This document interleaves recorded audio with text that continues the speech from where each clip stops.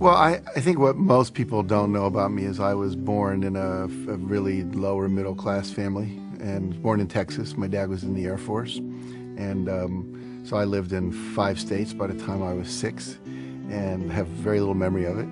But we settled in Wheeling, West Virginia, where I grew up primarily.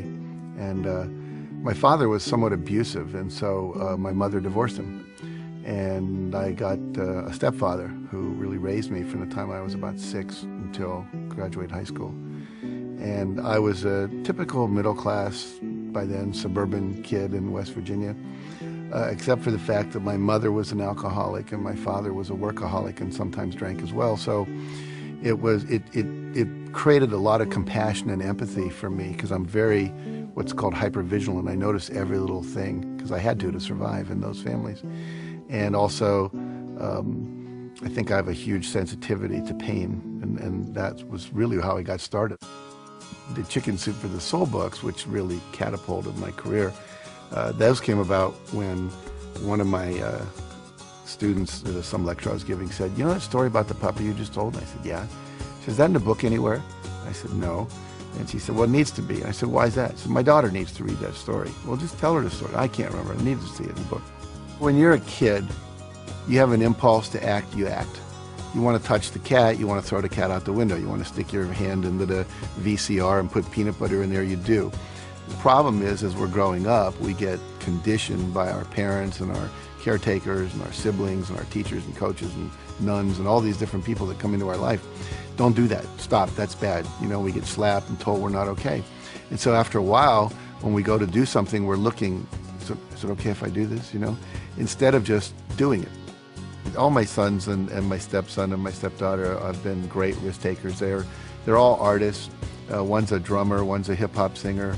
One is he's in high school, but he's in the school play. He just had a lead in the school play. He sings, and then my daughter's a singer, and my other son is very athletic. He's a surfer. He snowboards as well, and he's always inventing games and trying out new things. Always on the edge, you know. Always coming in with cuts and scrapes, which I love, because they're out there on the edge of their potential, exploring how they can keep pushing it. And it's not that they never get scared or they never feel rejected and have to go through things, but they seem to rebound very quickly. Every one of us knows what we want. We can feel it. I'll just tell people, if you could have anything you want and there were no limitations, what would you do?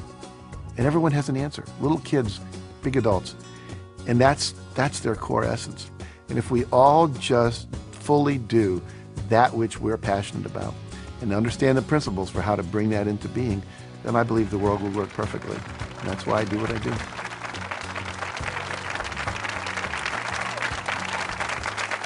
Thank you. Thank you very much. Well, it's a pleasure to be here and to share these ideas with you and really help you take your life to the next level, which is what we all want to do, or we wouldn't come out to these kind of events. I'm going to start by sharing with you a number of very important critical ideas. And the first one is this one. There's a friend of mine, his name is Orrin Hudson, and he was the Alabama State chess champion. And he grew up in the ghettos of Birmingham and became a chess champion. Then he was the #1 Cadillac dealer and became a professional speaker. And I was talking to him, we were having lunch together down in New Orleans, and it was at a professional speakers convention, and we were talking about my new book, The Success Principles. It was about to come out, and he said, "You know, to me, success is like knowing the combination to a lock." He said, if you know the combination to a lock, it doesn't matter if you're male or female, white or black, Hispanic or Asian, you're 55 or you're 16, your IQ is 150 or your IQ is 93. If you know the combination, the lock has to open. And the problem is, most of us are going through life and we don't know the combination. We maybe have 3 of the 4 numbers we need, but we don't have them all. And so the idea is that what I'm about, what I've spent 30 years of my life doing, was researching what is the combination to the lock, interviewing people at the top of their careers, whether they were athletes, politicians, people in business, etc., and saying, what is this combination? What is the system?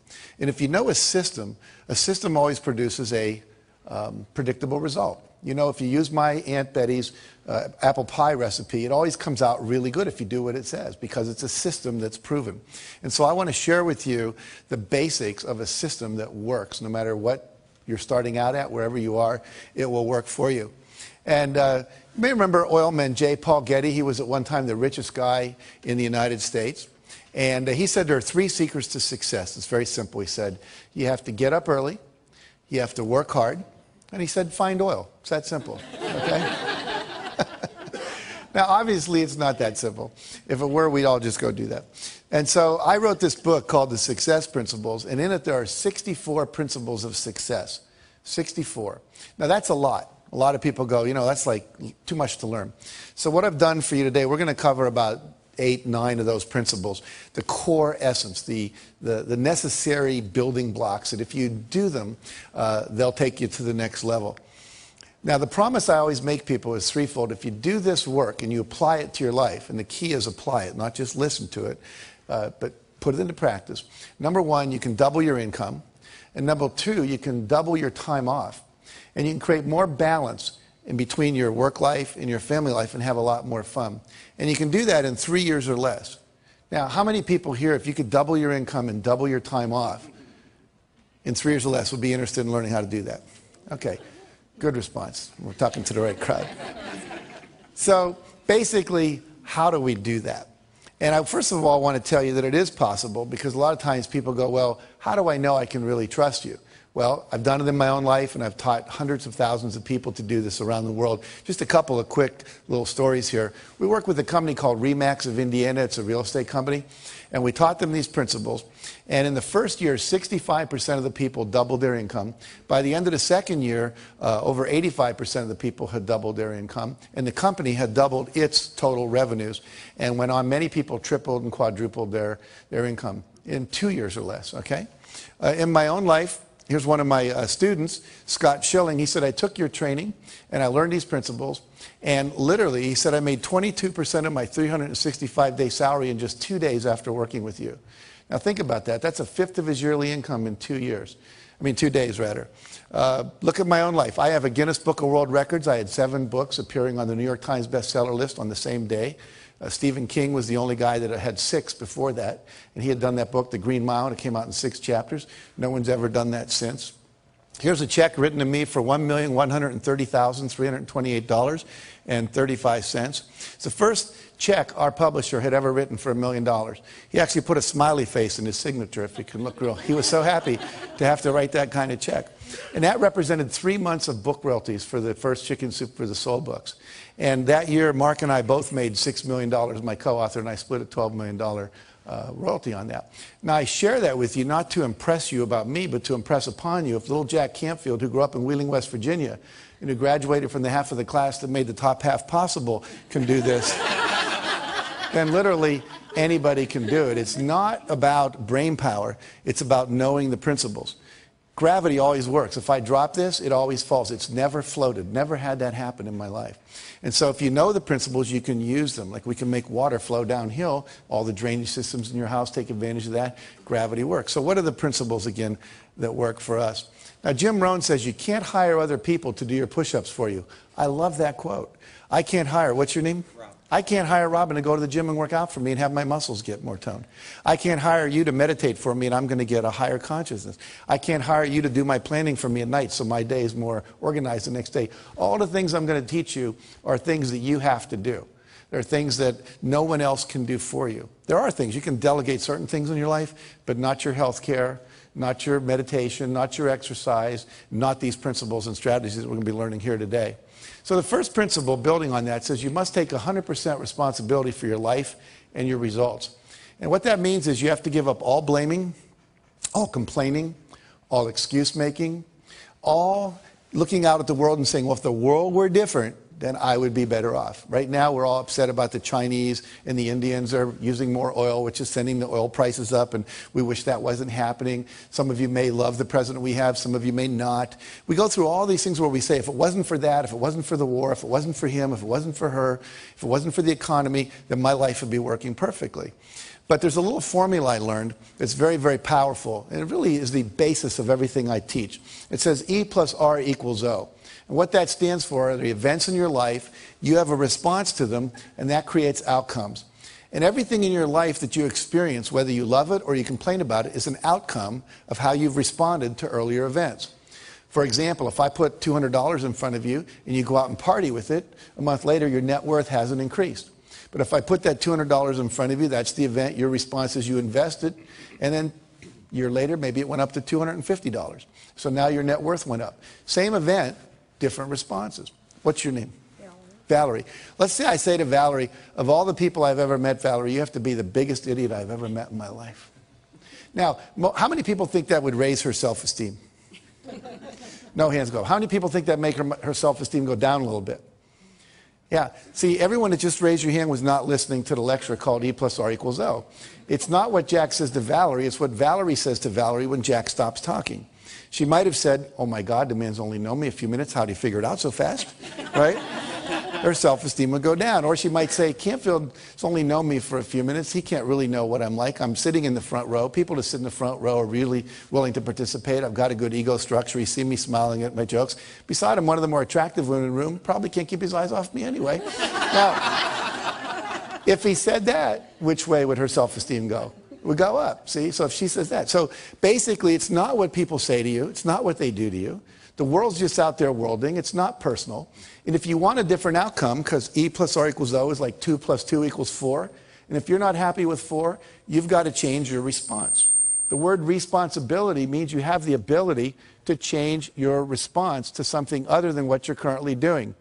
And if you would do that, you would get a different outcome. Does that make sense? Yeah. So basically, we are responsible to change our behavior until we get the outcomes we want. And that's kind of an experiment. You never know if something's going to work or not. Maybe you're distant from your spouse and you try a new communication technique you learn in a workshop and it works. You go, oh, great. Or maybe you try and it doesn't work. Well, there's just about 500 more you could try. You know, you could read Men Are From Mars, Women Are From Venus, Children Are From Hell, one of those books. And just kidding. But, you know, there's so much out there, so many good techniques. And unfortunately, most people don't experiment with trying on new ones. Life should be approached as a huge experiment. And you just keep experimenting until you get it right, okay? All right, we talked about that, so we'll go to this. E plus R equals O again. I want to give you a business example. A friend of mine during the first Gulf War was a Lexus dealer, and people stopped coming in to buy Lexuses. They were all watching CNN and CNBC and watching the war on TV. And plus, we were having a minor recession, so people were holding on to their discretionary income. So what happens was, he said to his staff, E plus R equals O. There's a war. People are watching TV. Our responses, we've been doing the same thing. Ads on the radio, ads in the newspaper, waiting for people to come in. Well, they're not coming in. We better do something different. We're not going to go out of business, but we're going to take a huge economic hit if we don't. So they tried 4 things, one of which worked, and I'll tell you what that was. They said, if the people aren't coming to us, let's take cars to where they are.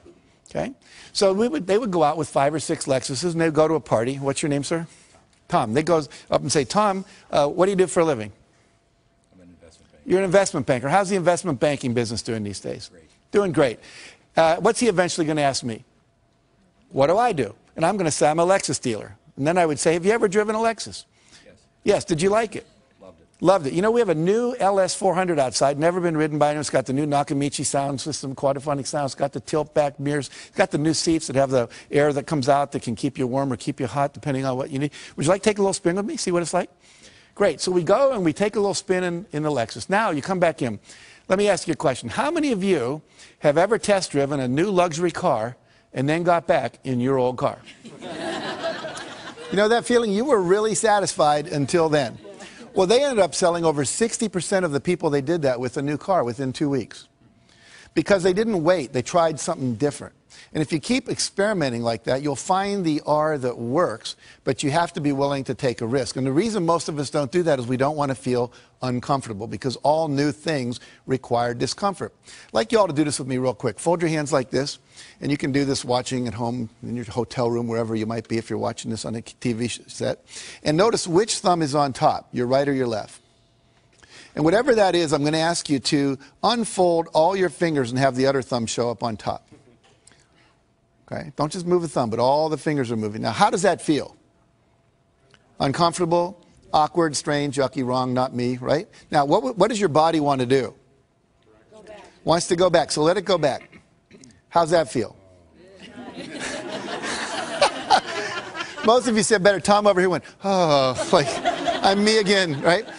What happens is, literally in life, this is what stops most people from being successful. One of the things is that they would rather be comfortable than do what's required. Anytime you do something different, it's uncomfortable by its very nature. Now, most of you remember learning to drive a car. You were probably awkward. You know, you forgot to hit the clutch when you hit the brake. But after a couple months, you're there driving with your knee. You got a Big Mac in your left hand. You're breaking up a fight in the back seat with the kids with your right hand. No big deal. But you have to be willing to go through that awkward, uncomfortable stage. And most people, unfortunately, won't do that. And so they get locked in what we call their comfort zone. So what I want you to do is to realize that life is an experiment. You have lots of responses that are possible.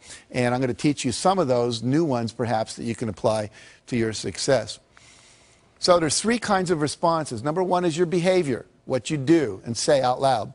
Number two is your thoughts. Number three is the images you hold in your head. Those are the only three things you have any control over in your life. What you say and do, the thoughts you think, and the imageries that you hold inside your head. So we're going to look at this whole area of thoughts for a minute. And I'm going to ask somebody to come up here and volunteer to do a little exercise with me. It'll take about 1 minute. So, okay, great. What's your name? Marianne, very good. Come on up, Marianne. And I'd like you to turn around and face the group. Now, are you right-handed or left-handed? Right-handed. Right-handed. Is your left arm okay? Any injuries going on here? Very good. So what I'm going to do is push down on your arm. I want you to push up, okay? So we'll see how strong you are. Very good. Now, you said your name was Marianne? Yes. So say, my name is Marianne, out loud. My name is Marianne. And then resist. That's a very funny last name. But that's so my name is Marianne. My name is Marianne. And resist, good and strong. Now I want you to make up a name that's not yours. My name is Margaret. My name is Joe. Any name at all, and just say it, and then I'll test your arm. My name is Kathy. Say it one more time. My name is Kathy. And resist. What happened to your arm? It went down. Was it as strong? No. No. And my name is Marianne. Say that. My name is Marianne. And then say, my name is Kathy. My name is Kathy. And without any effort, it goes down. Now, see, when you lie, this whole set of muscles goes weak. Okay? Literally, the whole Michael Jackson trial could have taken about 1 minute. All right? And we would have known one way or the other. But see, the reality here is that your thoughts affect your physiology. We just saw that. The brain wasn't designed to lie. It was designed to perceive truth and organize truth and express truth. Then things work. Otherwise, you're called psychotic or you're called a liar and gets in trouble and so forth. So let's look at one of the lies we tell ourselves. I'd like you to think of something you always wanted to do, Marianne, that you didn't think you could. Like, I can't sing, I can't bowl, I can't skydive, I can't start a business and run a family. You know, anything at all that feels true for you. Okay. It would take me a minute. That's okay. I'm kind of confident. Okay. You got one? Mm-hmm. Okay, can you say it out loud? I can't swim in the ocean out too far. I can't swim in the ocean out too far. So say it again. I can't swim in the ocean out too far. And notice what happens to your arm. Now say, I can swim out in the ocean as far as I want. I can swim out in the ocean as far as I want. One more time. I can swim out in the ocean as far as I want. And resist. Notice what happens now. You're twice as strong. So what happens is when you say I can't, you actually weaken yourself. You weaken your resolve. You actually change your physiology, become less resourceful. You're less capable to actually do the thing you're saying I can't. So it becomes a self-fulfilling prophecy. Do two more quick things with me. Close your eyes and remember a failure experience in your life. You're not going to have to share it with anybody, just to yourself. But you set a goal and somehow it didn't work out. And when you can remember such a time, just nod your head. Okay. You got one? Okay, so I want you to visualize what you saw at the moment you knew it wasn't going to work. There's the pink slip, person slamming the door, whatever it is. And when you have that image, just imagine, just nod your head. Okay, and notice what happens to your arm. Now open your eyes. Did you eat any meals today? Yes. Name one thing you ate.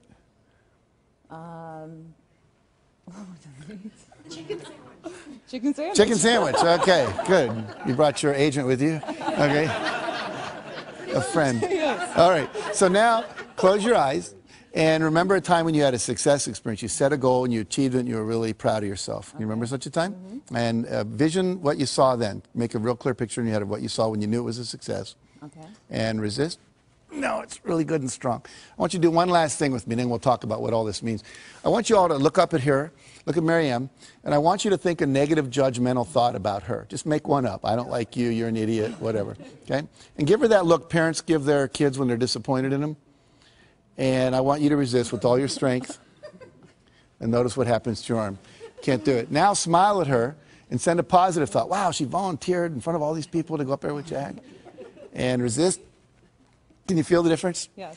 So what happens here is when you say I can't, when you lie, when you focus on your failures instead of your successes, and when you surround yourself with people who are judgmental rather than encouraging and empowering, it actually has a physical effect on you. So that's how powerful thoughts are. We see that our thoughts affect us and other people's thoughts affect us. So we have to be very careful where we place ourselves and who we hang out with and who we surround ourselves with. Give Marianne a hand for coming up here. Thank you very much. Okay. So partly here, we've just done this thing. This is called a kinesiology demonstration. Kinesiology is a fancy term for muscle testing, all right? And one of the principles here is you have to eliminate the phrase, I can't, from your vocabulary. I can't, I wish I were able to, I'll try. Those are all ways of saying I'm not capable. And they're very insidious, and it's part of our culture. I actually teach people to wear a rubber band, and if they say something negative about themselves, they just snap themselves when they're aware of it. Not like to really hurt yourself, but just to raise your awareness. In my company, if anyone says I can't or we're not able to, we can't get that done by Friday, you know, they'd say something like, well, we'd need 8 people to do that. Well, great, call a temporary agency. It can be done by Friday. And if they'd say something negative, it cost them $1. We'd fine them. We'd put it in a jar, and at the end of the month, we'd give it to charity. Well, we stopped doing that after a couple of years because no one was doing it anymore, because the culture shifted because of that focus. Henry Ford said, whether you think you can or think you can't, either way, you're right. Why is that? Because if you think you can, you will try. And if you try, you're probably going to pull it off. And if you think you can't, you won't. And if you don't try, then you're not going to get it done at all. Make sense? Okay. Maddie Christensen was a kid I interviewed for our book. Imagine this picture. He has no leg from the knee down on this leg, no leg from the knee down here. 2 prosthetic devices that he's got. His right arm is just a normal prosthetic device, and his left arm from the elbow down is a prosthetic device with a lacrosse stick appended to the end. He is the pitcher on his Little League baseball team, and he could use that to catch the ball. His team, with him as the pitcher, went to the New York State Finals in Little League. He wrestles, he plays basketball. How many of you, if you'd been born with no arms past the elbow and no legs past the knees, would have thought that baseball was your career? But Maddie went for it. I can tell you story after story. I met a kid named Kyle Maynard last year. He wrote a book called No Excuses. We were over in Ireland together. He has no legs past the knees. He was the #2 wrestler in the state of Georgia his senior year in high school, and now wrestles for the Georgia State University Wrestling Club. Wrote a book on Oprah. He can type 150 words a minute with the stubs of his arms. He can eat with a spoon. I mean, he's the most amazing guy. And we say that, and then when I hear that and I look at these people, I think, what's my excuse? What story am I telling me that I can't do something when these people can do that? And I tell you that hopefully to inspire you to realize you can do anything.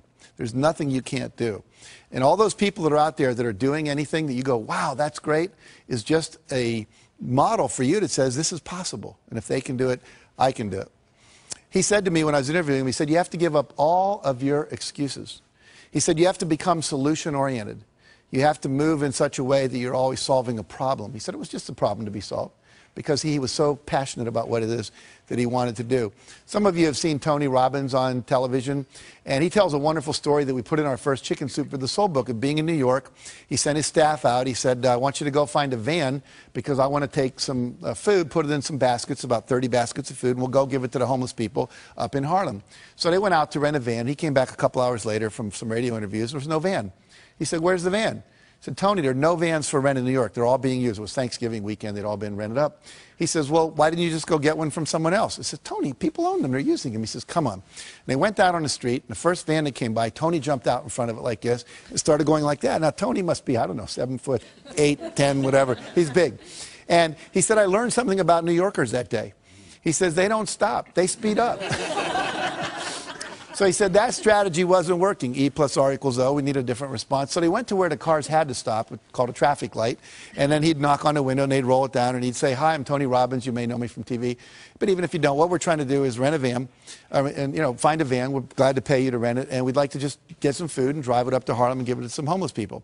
And they would all say, I don't want to go to Harlem. It might not be safe up there. And so this went on for a half hour. And finally, Tony's staff said, Tony, give it up. It's never going to happen. We're not going to get a van. Let's go eat dinner. And Tony said, that's a terrible attitude. We are going to get a van. It's just a numbers game. Well, another half hour went by. And Tony knocked on the window of this one van. The window went down and told him a story. And the guy said, jump in.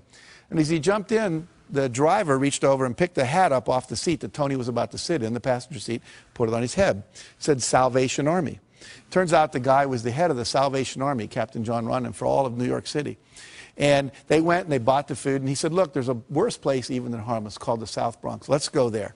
And so they went and took 30 baskets of food to people living in these, literally abandoned houses. And he said, we lifted a lot of lives. He said, but more importantly, I raised the consciousness of my staff that day, and they realized there's always a van in New York City. But let's look at what some of the principles are of success that are contained in that story. Number one, Tony had a clear intention. You must know exactly what it is you want. You have to have a goal. You have to have a vision. Number two, he had a positive expectation. He fully expected to get it.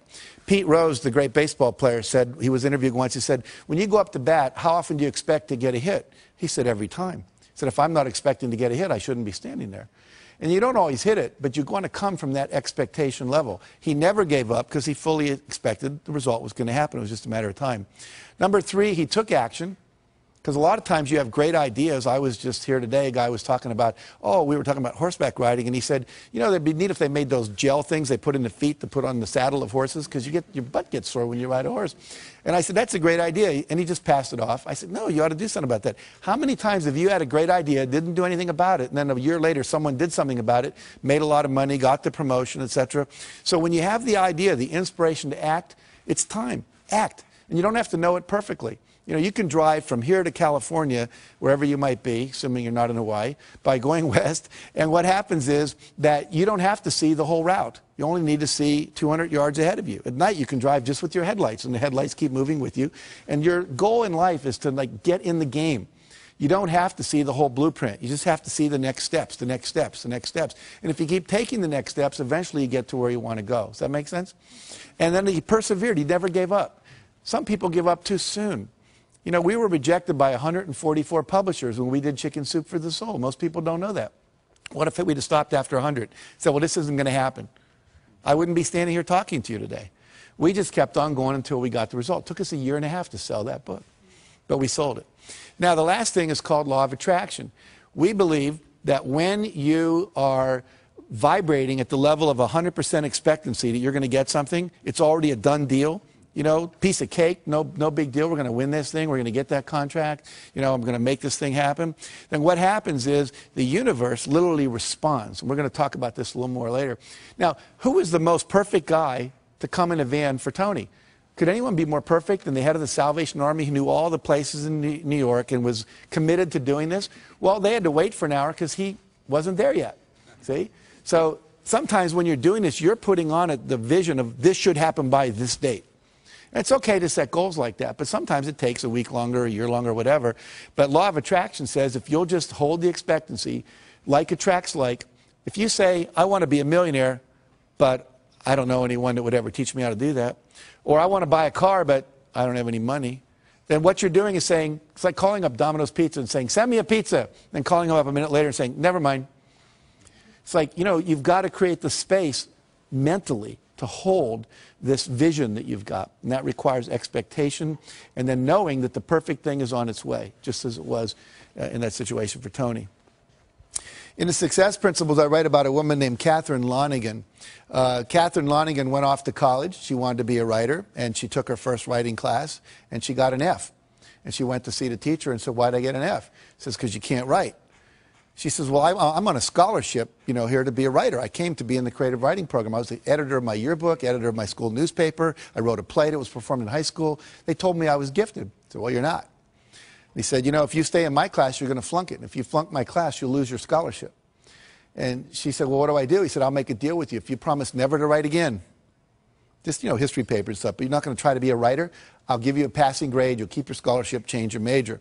So she did. I called it, she made the deal with the devil. 15 years later, she's down in Texas. They're making a movie at the next town over, and down where she lived in Texas, people would show up at the gas station after it rained just to see the oil slick. It was kind of boring there.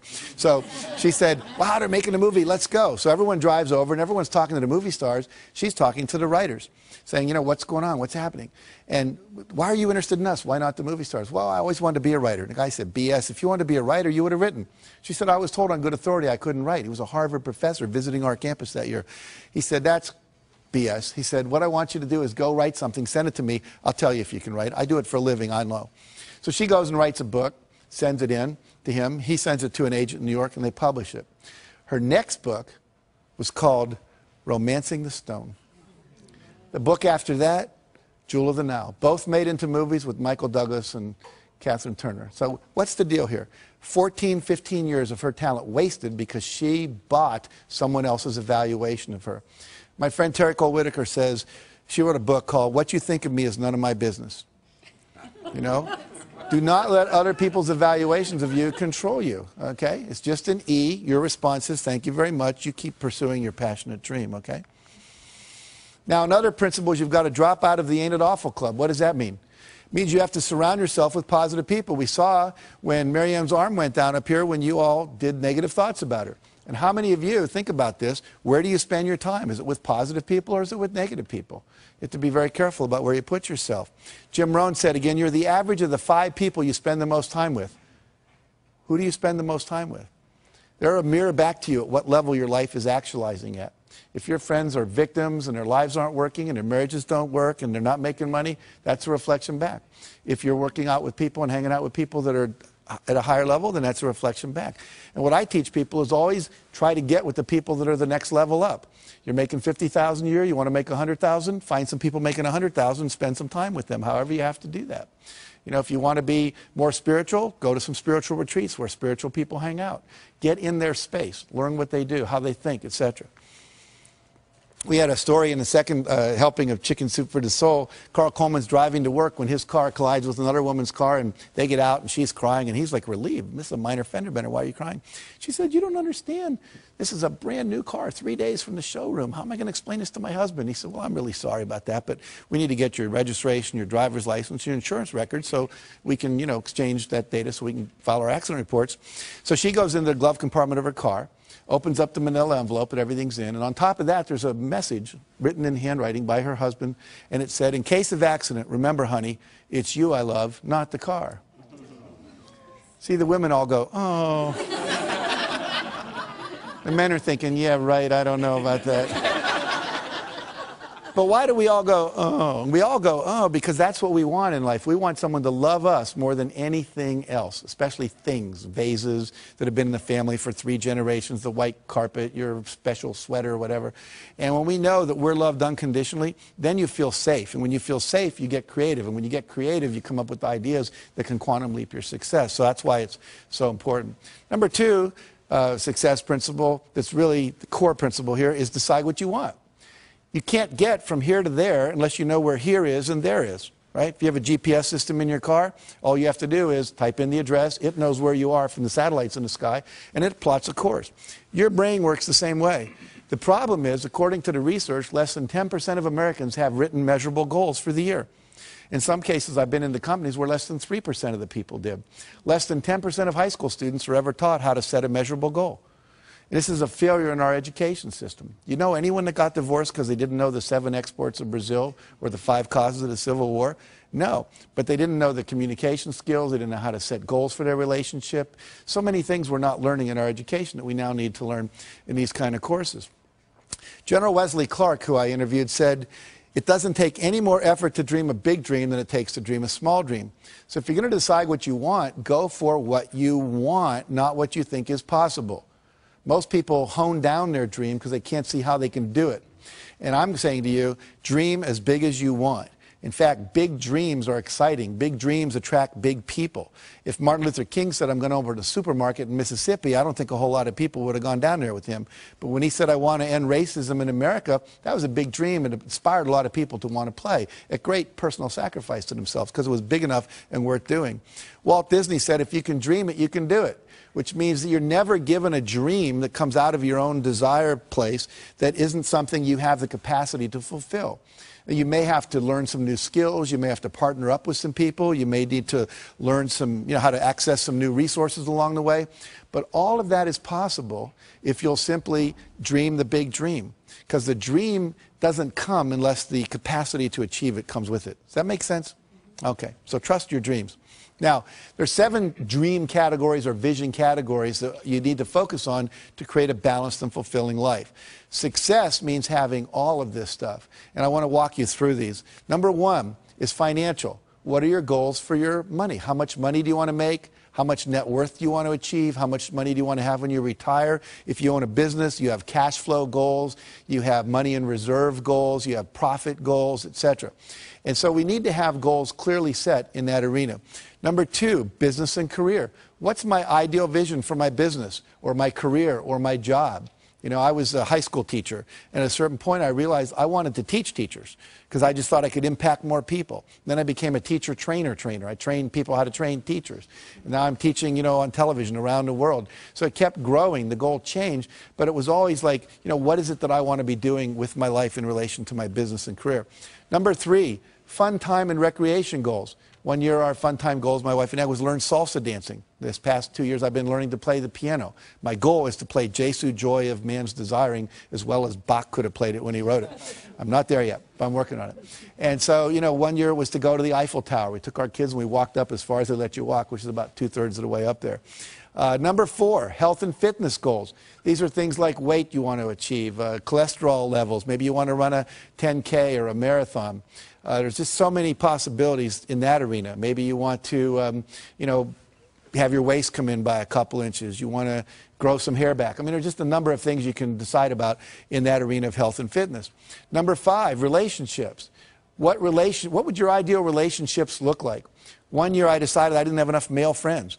So I created this thing called Boys Day Out. I'd read this article about Kenny Rogers, the singer, and he brought all these athletes down to his ranch in Virginia, and they would spend a week playing all these different games, tennis and soccer and basketball, and I thought, well, I can't do that, but a day a month would be cool. So I asked a bunch of guys that had control of their schedule, lawyers and psychiatrists and people like that, and we created this day, and we would do guy things. We'd pitch pennies, throw baseball cards, play soccer, go to the racetrack, do ice hockey, broom ball. I mean, you name it, we attempted to do it.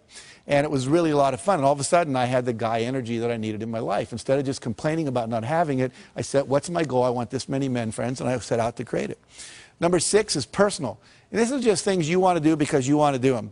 You want to write a letter and get it published in the newspaper. You always wanted to act in a play, just, you know, because you thought it'd be cool, or record a song. Or this could be where your personal growth goals, your spiritual growth goals are. You know, you want to reach enlightenment before you die, learn to meditate, you know, get to know a closer walk with God. Whatever it is for you, that's that arena. And finally, contribution and legacy. What is it that you want to leave to the world? What's your vision of your contribution that you leave behind? You know, we've planted over 1 million trees through our work we do. We've given over $3.5 million in the last couple of years to all kinds of charities, limbs for kids that have lost them, child abuse prevention, so forth and so on. So we picked 5 or 6 areas. We said, we want to make a difference there. Habitat for Humanity, we built some houses and so forth. So what is it you want to do? Pick one thing in your vision and go for it. Now, if you had success in all these arenas of your life would be balanced, your life would be fulfilling. And here's the neat thing. Nobody can tell you what you should want in any of those areas. It's what you want, not what your mother, your wife, your pastor or anyone else says you ought to have, but what do you really want to achieve in your vision? And I usually ask people to look 5, 6 years out about that. You can look farther if you want. And then to write down, you know, all the details, like you're putting in a purchase order to God, okay? All right. Create a breakthrough goal. This is a thing you want to do where you create a goal that's going to quantum leap your career. So something that if you like wrote a best-selling book, that would be a quantum leap goal. Had your own radio show, that would be a quantum leap goal. Opened up China as a market, that would be a quantum leap goal. And it's a goal that would not be like a 5-yard play, but like a 50-yard pass play on the first down. And so what you're going to do is set that goal. And here's some examples of past clients of mine. Create a $10 million revenue stream through internet sales. Create my own 30-minute talk show. Get our products sold on QVC. Secure a $10 million line of credit for their company. Teach a weekly holistic health class for the public. And become a wellness coach for a major corporation instead of continuing being a doctor on call all day. And what you do is with your breakthrough goal, once you've decided what that is, you do something we call the rule of 5. Write your goal on your business card and carry it like I carry mine in my wallet at all times. And then once you've done that, every day you're going to do, this for this year, it says, I'm joyfully celebrating 15,000 people having completed the Canfield Success Principles coaching programs. What that allows me to do is have you all get value without me having to leave my house, see? And that's a breakthrough for me so I could travel less, be home more, etc. And with the breakthrough goal, we say the rule of 5. That means every day you do 5 specific concrete actions to move that goal forward. You're not going to do that in all 7 arenas of your life. It's just too time-consuming. But if I wanted to be a best-selling author, then maybe I write for so many minutes. I do some interviews each day. When we brought out Chicken Soup for the Soul, we sent out 5 free books every day to people that could promote that book. One day we couldn't think of anyone to send it to. We sent it to the O.J. Simpson jury, and we gave them each a book. And about 5 days later, they're all walking into court carrying Chicken Soup for the Soul. And the cameras were all going, made national news. And so if you just do something every day toward that goal, there's something called the law of probabilities, which says the more things you try, the more likely one of them will work. They may not all work, but if you only try 2 things, the law of probabilities is not on your side. Try 100 things, one of them is likely to hit. Does that make sense? Okay, good. Mentioned we did that. And this book, which was rejected by what? I told you, over 144 publishers, went on to sell 10 million copies in 41 languages because we did 5 things every day. We did not hit a bestseller list until 14 months after the book came out. 14 months. And most people would never sustain it that long. And it's kind of like the universe tests us, I think. How committed are you? How badly do you really want this? And if you go for it and do the rule of 5. Bill Bradley was a great basketball player, played for the Knicks. He was All-American at Princeton. In high school, he was an All-American. Every day, he'd find 5 spots on the basketball court, and he would have to shoot 15 in a row before he would go in. And sometimes he'd be out there 2 hours after everyone else had showered and gone home. He did that all through college, all through his professional career. What happens? He goes on, becomes NBA Hall of Famer, later senator from New Jersey, because he was willing to prepare. You have to be willing to do the work as well as dream the dream. The third thing says unleash the power of goal setting. So now we got this vision, things we want, but we have to get and turn them into objectives. And they have to become measurable in time and space. And the key words here are how much by when. I want a big house. Well, what's big? For some people, it's 4,000 square feet. For Bill Gates, it's 35,000 square feet. It's a real different definition of what big is. And by when do you want it? Well, I would like it by June 3rd, or 2007, or I want it by January 5th, 2010. Be very specific. Now, we said it may not show up exactly then, but the more specific you are, your brain will figure out what has to happen to get it to happen in that time frame. So here a person says, I'd like to increase my income. They're better off if they say, I will earn $200,000 by 5 p.m. December 31st. I'd like to spend more time with my husband. Well, I will take 3 long weekend vacations and 1 2-week vacation with my husband by November 30th at 5 p.m. Much more specific. Now the brain knows what to do, okay? I'd like to spend more time with my wife. I'll take ballroom dancing lessons with my wife for 12 weeks from September 21st to December 21st. As soon as we get specific, there's a part of your brain that starts calculating what to do. If you call a travel agent and say, want to go on a trip, what's the first thing they ask you? Where do you want to go and when do you want to go there? And until you tell them that, you're stuck. And your brain works the exact same way, that little GPS system. I'm going to lose weight and get fit. Needs to be, I'll weigh 190 pounds or 140 pounds by a certain date. Make sense? Again, less than 10% of Americans do this. And guess what? 10% of Americans own 90% of America. And guess what? They're the same people because they're clear about what they wanted, clear intention. All right. Next area is images. We now know that your body cannot tell the difference between a real event and an imagined event. Okay? If I were to have you close your eyes and imagine you were standing in the middle of a very small terrace on top of the tallest skyscraper in the world, you'd start to have queasy stomach and your hands would sweat because your body would really think it was there, even though you were safe in this room. Now, we can use that principle to our advantage to create success by using this power of visualization. And here's an example. One basketball team at Ohio State University, they took and they said, we want 1/3 of you, they all had equal foul shooting records, to not touch a basketball for 30 days. The other third, we want you to go out and practice basketball every day for a minimum of a half hour, preferably an hour, shooting foul shots for 30 days. And the third group, they said, we just want you to close your eyes and visualize shooting foul shots. Don't touch a basketball for 30 days. And guess what? First group, as you'd imagine, showed no improvement. Second group, practicing for 30 days, they get 24% improvement. And the third group that only did it in their mind got 23% improvement when they brought them back to the court and had them practice. So what happens here? I wish there would have been a fourth group, right? Practice and visualize. We'd have probably got up in the 30 or 40% improvement level. But what this tells us is simply by visualizing your goal is already completed, by seeing it nothing but net every time, the body starts to respond and adjust itself to create the result. So one of the great success techniques is people that are super successful are often called visionaries, and the reason is they close their eyes and they see the future. You create your future by envisioning it.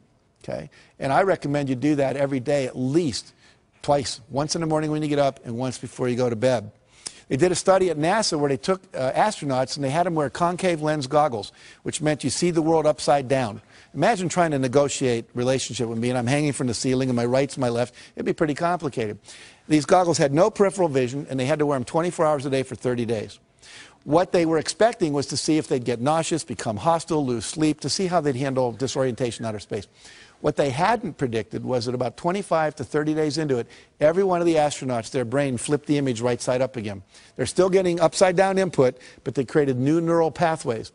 And they came out of this, the psychologists came up with something they call the 30-day principle.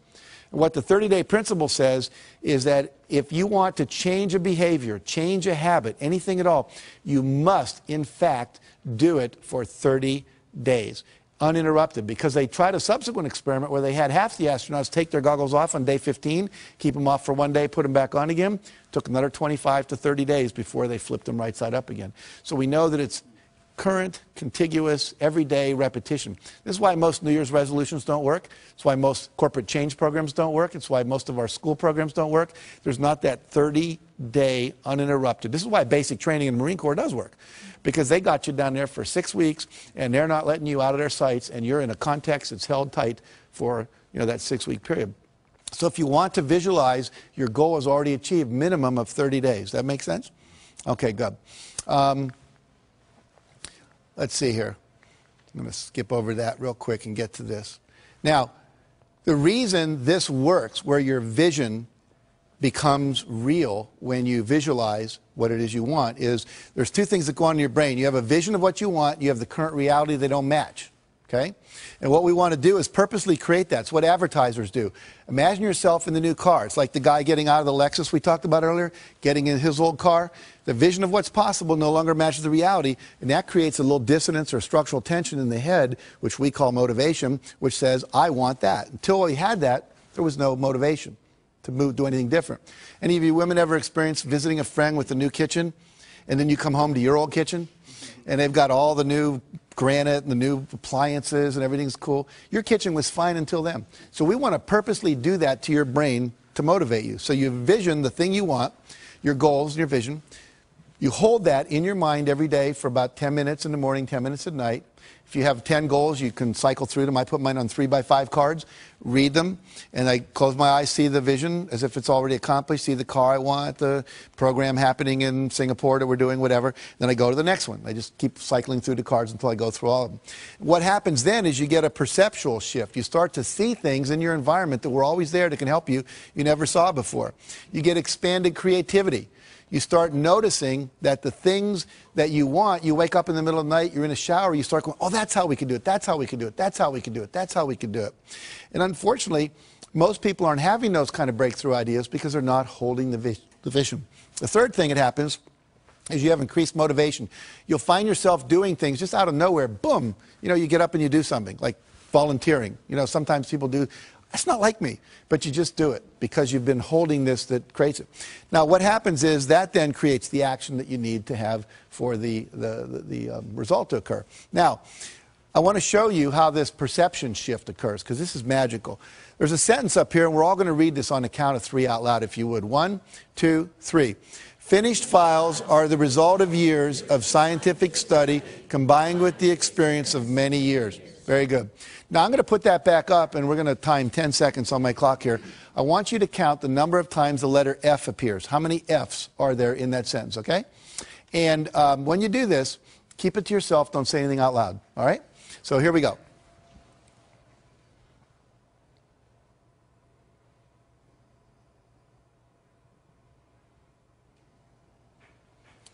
Okay. How many counted, by show of hands now, it's real important you participate. How many counted 3 Fs? Hold your hands up. We got about half the audience more. How many counted 4 Fs? About 5 people. How many counted 5 Fs? About the same amount, 7 maybe. How many counted 6 Fs? 1, 2, 3, 4, 5, 6, about 8 people. Anyone count 7 Fs? All right. Now, were we all looking at the same sentence? Go like this. And yet some people saw 3 Fs, some people saw 4, some people saw 5, and some people saw 6. Let's look to see what the real objective reality is up there. There are 3 Fs that I'm sure most of you saw, correct? But there's also 3 more. There are 6 Fs in that sentence. Now, do you think that Bill Gates and Michael Dell and Steven Spielberg and George Lucas see more F's out in the world than most of us do? Yeah, these are resources. These are possibilities. These are options. These are people that can invest. These are people that can give a good hug. When you visualize what it is you want, it opens up your perceptual filter to let in more information. Right now, you're not aware of what you're feeling in your right foot, but as soon as I say it, you can all feel it. It was getting filtered out by a part of your brain called the reticular system. You are filtering out resources and solutions to your problems all day long. And the only reason you're filtering them out is because you've not had an image in your head that you are going to solve those problems and get those results. Once you do that, it programs this part of your brain called the reticular activating system to open up and let in more resources, to let you see. You'll only see enough to match your vision. If you think you're a $100,000 a year person, you're going to see just enough to make you $100,000 a year. If you think you're a $300,000 a year person, you're going to see just enough to do that. Your perception is controlled by your beliefs and your goals, okay? So it's critical that we change all that. Now, let me give you just a couple more principles. I'm going to kind of speed through these like the last 500 years of European history, you know, when the last lecture you had in college. But I want you to get the whole model here because it's important. So we've got a vision. We've taken 100% responsibility. We've got some goals now. We've made them measurable, okay? We're now visualizing those goals every day. The next thing that needs to happen, I'm going to demonstrate by giving away something here. See if I can find it right here. Okay, I have a book here. It's my book. It's called The Success Principles. And I've sweetened this by putting in as a bookmark a $100 bill. Okay, that's real money. And I'm going to give this away to someone here in the audience to illustrate the next principle. Who would like this? Okay. Marianne, good job. Now, what did only 5 people in this whole room do that no one else did? They got off their butt and they took action. And so the next principle is you must take action. When you start visualizing your goals and this GPS system comes in, you're going to start getting little roadmaps, and we call them inspired actions. You're going to start getting inspirations to act. You must act on them. I've had people, sometimes nobody gets out of the audience, and then I'll ask them, how many of you thought maybe what you ought to do is get out of the audience? And like half the hands go up. I'll say, what stopped you? I didn't want to look like I needed it that much. I didn't want to get up there and have me be wrong and look foolish, you know. I didn't want to like get there second. I thought maybe you weren't really going to do it. I'd look like an idiot, you know, whatever. They have all kinds of excuses. Those are the same excuses they use in their life not to take action on their dreams. So you must take action. But here's the problem, or the challenge. Not every action is going to work. Goes back to E plus R equals O. We have to experiment, right? So if not every action is going to work, you have to take action, and then you have to assess, did it work? And here's the next principle. Ask for and respond to feedback. Ask for and respond to feedback. Let's say that I was married here. What's your name again? Valerie. Valerie, yeah. So Valerie and I were married, right? And what I would do every week if we were husband and wife is I would ask her, on a scale of 1 to 10, how would you rate the quality of our relationship? Anything less than a 10 gets a follow-up question. What would it take to make it a 10? If we were in business and I was a vendor and you were a client, I'd say on a scale of 1 to 10, how would you rate the quality of our product or the quality of our service or the quality of our delivery? And anything less than a 10 gets a follow-up question. What would it take to make it a 10? That gives me directive feedback on how to improve. Why don't most people ask that question in life? Anyone know? They're afraid of the answer they're going to get. Here's what I want you to get. Everybody in your life, if I'm married to Valerie, her mother knows, her sister knows, the women down at the shop where she shops know, the women in the salon know that she's not happy with me. I'm the only one not in on it. And I'm the only one that can make it better. Isn't that absurd? So asking for feedback is a really critical thing.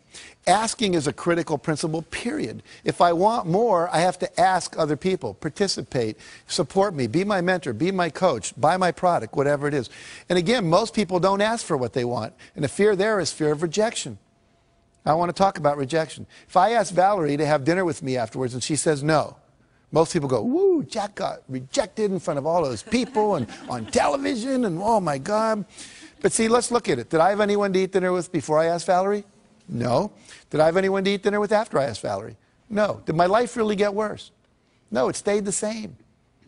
See, if I apply to Harvard and don't get in, I wasn't in Harvard before I applied, I'm not in Harvard after I applied. And as one of my friends pointed out recently, You spent your whole life not going to Harvard. You know how to handle that, right? It's not that difficult. So you have to be willing to ask. You have to reject rejection. And then the other key, after you respond to the feedback and give the feedback, is you've got to persevere. You never, ever, ever, ever give up. 144 publishers said, no, we're not interested in Chicken Soup for the Soul. We didn't give up. I had a friend who wanted to be a chiropractor up near Pebble Beach, California, and he went to the Chiropractic Association and said, you know, would you help me open my office here? And they said, no, we really don't want any more chiropractors here. We're going to recommend you go somewhere else. We have one chiropractor for every 8 people. He said, well, I really want to be here. So he ignored them. Remember, what you think of me is none of my business. And he went out, and he literally knocked on doors for 6 months. Knocked on 12,500 doors, talked to 6,500 people, and asked 4 questions. You know, should I name my office this or this? Should I put it over on this side of town or that side of town? If I wanted people to come in before or after work, if they had a 9-to-5 job, would I be better open 7 to 9 or 5 to 7? And finally, he said, what newspaper should I advertise in? And lastly, he said, if I do an open house, would you like an invitation? 6 months later, he opened his office. His first month in practice, young kid, still in his 20s, out of chiropractic school, made $72,500 net profit. He netted over $1 million that year. Now, what did he do different than most people? He went out and he engaged people. He asked them, would you like to come? Would you get involved with me? I was giving this talk, and a guy came up to me and said, you know, I've been coming to this church where I was talking to, he said, for 15 years. And now you're telling me about this guy. You know, he came and he knocked on my house. And I talked to him. And I didn't need a chiropractor for 5 years. And then once I had an accident at work, and he said, I still had his card on my bulletin board in the kitchen. And I went to him because you know him. See, we do business with people we know. Okay, so never, ever, ever give up. Ever, ever, ever. Now, other principle. We'll start to wrap this up here. It's never too late to start. Some of you are sitting here or you're viewing this and you're going, but I'm too old. I want to tell you 2 quick stories. Helen Klein. At the age of 55, her husband comes to her and says, I want to train to run a 10K race. That's about 6 miles. She said, are you crazy? We're in our 50s. He said, no, I want to do it. Why don't we just run around the backyard? Now, their backyard was about 3 times bigger than most of our backyards, but it wasn't a ranch or anything. They ran around, and they just dropped dead almost at the porch on the back. Like, and she said, I was so disgusted with myself, I decided the next day I would either walk or run around twice, the next day 3, the next time 4 times. She just kept adding 1 lap every day. Then she started doing it around the block, and she would add a lap every day. Well, in 6 months, she got to the point where she could run a 10-mile race, and she entered it.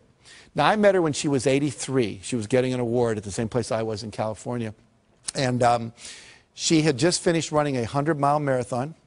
She's run several 24-mile marathons, 5 75-mile ultramarathons, including 1 all the way around Lake Tahoe. She started when she was 55. Cliff Young shows up, Australian, 61, sheep herder, to a race that goes from Sydney to Melbourne.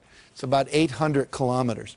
He's not wearing Nikes. He doesn't have on Pumas. He's not wearing the latest running gear. All these world-class athletes are there. He's wearing Oshkosh overalls over a T-shirt with a baseball cap, work boots, and galoshes. And they're all laughing at him, like, you crazy? Is this some kind of publicity? So he says, no. He says, what running experience do you have? He says, well, I chase the sheep around. We don't have a horse or anything, so when, you know.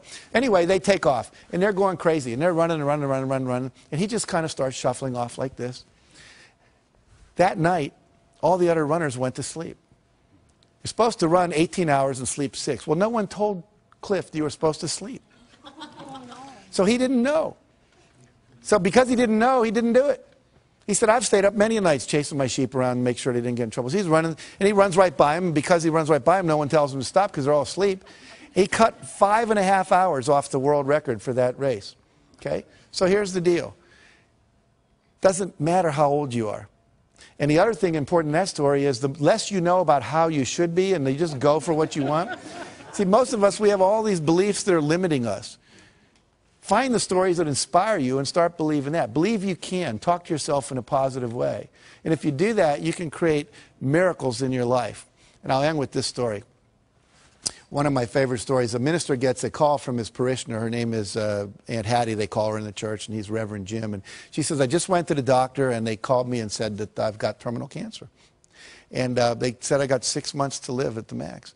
And I'd like you to come over and help plan my funeral with me. He said, well, he tried to comfort her. He said, no, don't comfort me. I'm I'm very old and I've lived my life and achieved all my goals. I'm very happy. But I don't trust my kids to do the funeral right, so please come over and we'll plan it. So he goes over and they start planning the funeral. She said, I want this, I want to wear this dress, and I want this psalm read, and I want this hymn sung, and I want this open casket, I want these kind of flowers, and I want this poem on a card, a memory card with my picture that people can take away. And then she said, I want to be buried, and I want to have my Bible in my left hand and a fork in my right hand. And the minister said, well, I understand the Bible in, Hattie, but why the fork? She says, whenever we have those church socials and we're down in the basement and they come by and they say, if it's going to be a really good dessert, they always say keep your fork. It's not going to be something like Jell-O or pudding. It's going to be apple pie or cherry cobbler or chocolate cake. And whenever they say keep your fork, I know the best is still yet to come. So when people come by my coffin and they look in and they go, Reverend Jim, why the fork? I understand the Bible. She was very religious, but why the fork? You just look them right in the eye and say, Aunt Hattie knew the best was still yet to come. And so for all of you, if you'll put these principles into action and not think about them, but actually do them, and if you really want to go deeper, get the book or go to one of my seminars or whatever, you can go to my website and download things. It's just jackcanfield.com and take the forms there and use them. I promise you, for you, the best is still indeed yet to come. Thank you very much.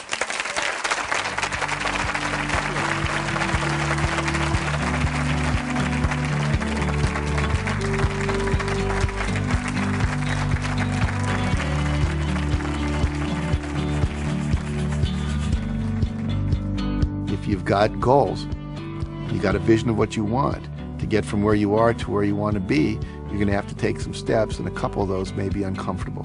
And so what? You can either sit there and justify where you are and rationalize, and I love the word rationalize, they're rational lies to justify your current reality, or you can do what's necessary to create what you want. And the people that create what they want tend to be happier, tend to be more fulfilled. Which do you want? I pick happy.